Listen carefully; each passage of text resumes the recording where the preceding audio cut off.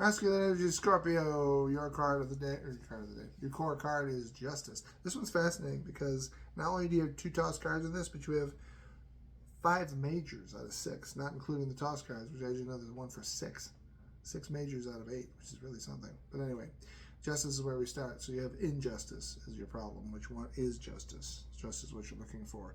The 2 toss cards are the devil, which is the chains that are holding you back, and the page of wands for a desire that has reappeared in your horizon. This will govern the rest of the cards. So one of the reasons why you have injustice is because that chain is stuck to your leg, preventing you from getting forward. Your crown shows the lovers, which shows potential. You have love either coming to you or love that you're not appreciating. Appreciate your lover, because there's a reason why they're there. Mix that with the injustice that you have, and you end up with progress. Love will help. Getting back to that injustice thing, you mix that with the Magician. There's a card I don't get very often in this deck. The Magician for skill is at the base. Mix that with injustice, and you end up with the Priestess. So the 2 that follows the 1.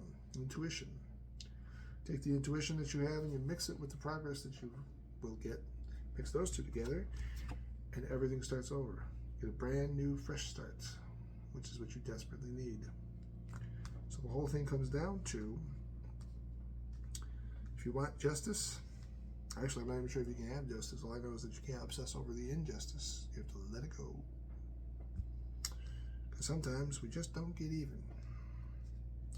On the other side of it, for feminine energy, we have the 8 of Swords. The good old 8 of Swords, the illusion of being the self-imprisonment card. So what you want to do is get out of your self-imposed prison, which is nice at least to know that you are aware you're in one. Toss card is the Knight of Swords for determination, which governs the rest of this. So it suggests very simply that you just being determined is the answer. Don't give up no matter how hard it is, and then you won't have to worry about it. You can break through.